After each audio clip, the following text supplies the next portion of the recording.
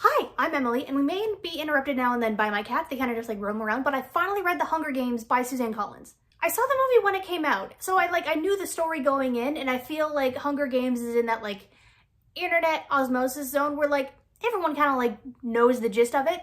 So I've seen the first movie, and I've seen bits of Catching Fire, and I've seen even less bits of Mockingjay, the last one in the trilogy. So no spoilers, please. I was actually able to avoid most of it. I do know one important character's death. That was spoiled to me kind of recently. I was scrolling through TikTok and it was mentioned and I'm like, oh shit. But I don't know the details. I don't know anything leading up to it. I don't know the details and I want to keep it that way. So I'm finally getting into the story and I knew the like general vibes of it, right? But like I'm not entirely a blank slate, but I knew maybe like 20% going in. Maybe like 25 or 30, I don't know. And I remember when the books were initially coming out, I was just getting into reading, but I didn't pick up these ones, and I knew they were super popular anyway, even like before the movies came out. You knew they were popular when a movie was mentioned. That's when it really like took off more, right? But I never picked it up at the time.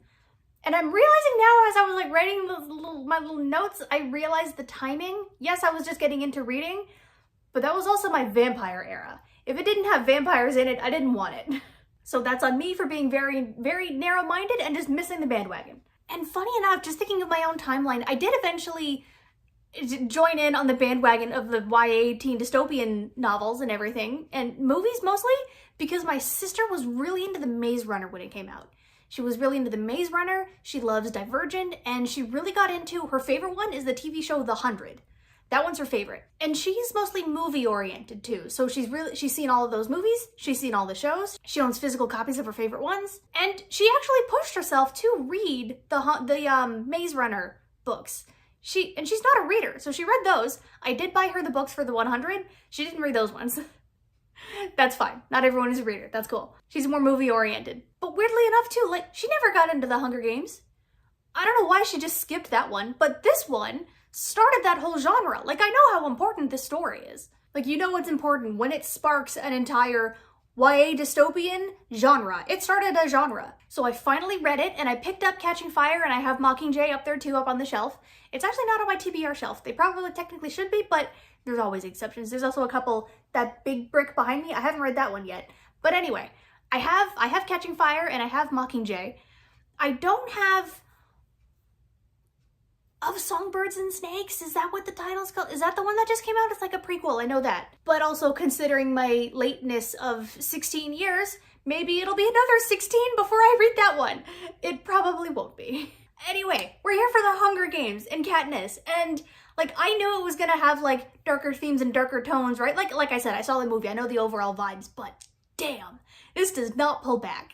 And I know that there's probably like dozens of like video essays of the Hunger Games and Katniss Everdeen herself, but like I'm not going full like video essay mode, but Katniss is the perfect protagonist for this story. Because her paranoia from even before the games start to like even like elements before her name is even called, just bits of paranoia in there, and then her just trauma at the end of it, it's dark like I said, but it's like the perfect bookends to this book anyway. I don't know how the others really kind of turn out. I mean, I kind of do, but also don't. I know she gets like called back, but that's kind of it. Her impulsiveness and her paranoia and that setup leading to her trauma and not even knowing what's real anymore is just, it's the perfect like garnish for this plot, if that makes sense. This world specifically and this government is not good. We all kind of know that. It's very bad.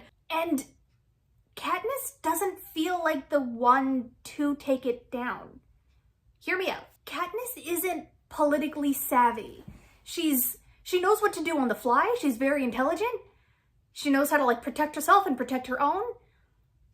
But when it comes to like a larger scheme of things, she's being puppeted around all the time. She's impulsive and she's nervous, but she also kind of uses that to her advantage, but also other people are using that to their and her advantage. There's layers. So at the beginning, but when we're getting to know Katniss, you know, like before her name is called and everything, before the ceremony and before the games, everything feels a little transactional for her. And it kind of has to be, just given how this world is set up and how bad things are sometimes. There are exceptions, just like to any rule. Like I do think that like I'll be the provider for my family just so we don't starve. That's just like a duty-bound thing. She does honestly love her family. Mostly her sister. But I'd argue that it's mostly transactional.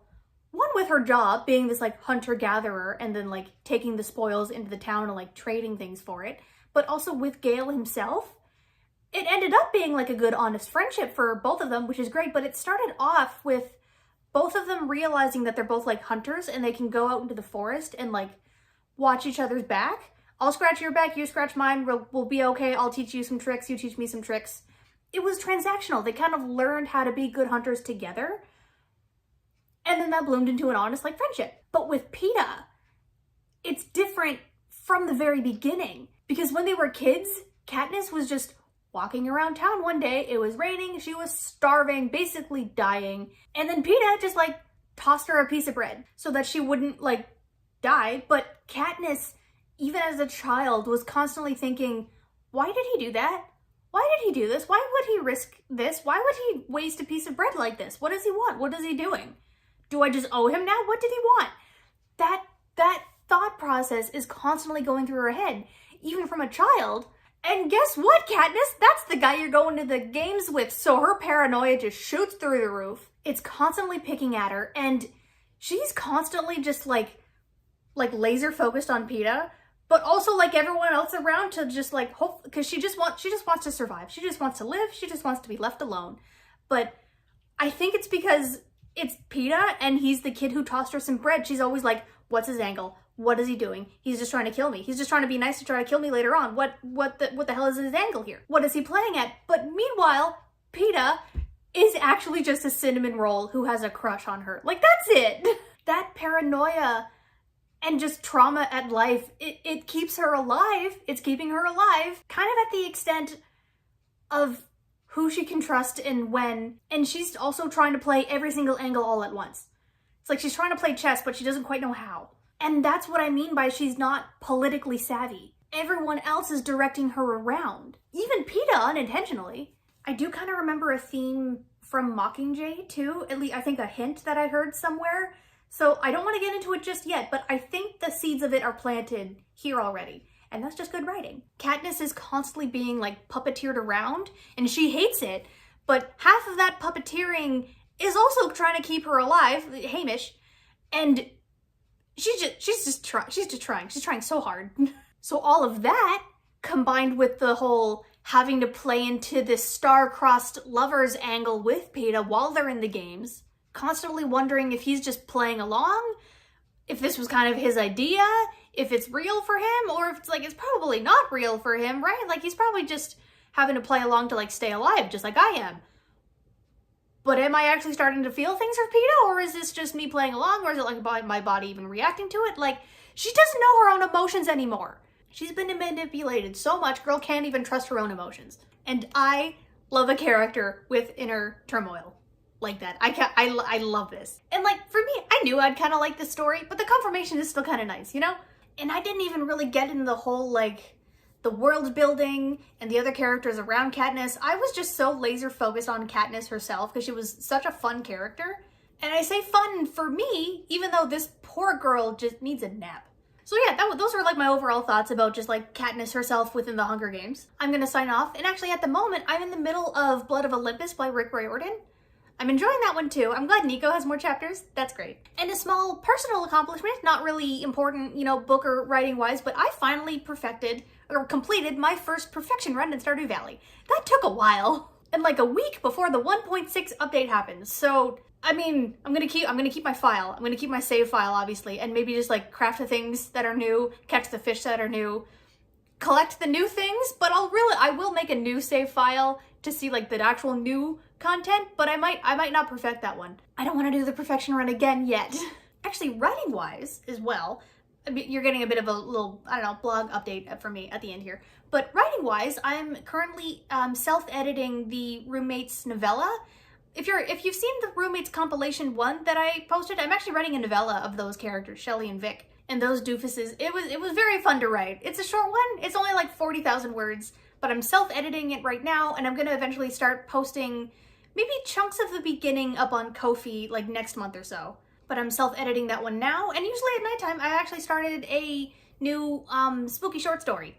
It's about a little kid. I don't want to say anything just yet. It's about a little kid whose dad doesn't quite look right after he comes home from his funeral.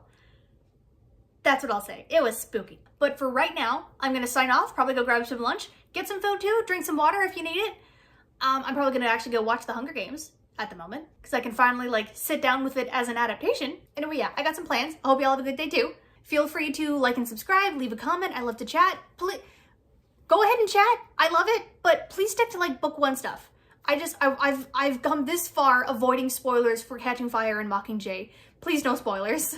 But yeah, I'm gonna sign off and I'll see y'all later. Bye.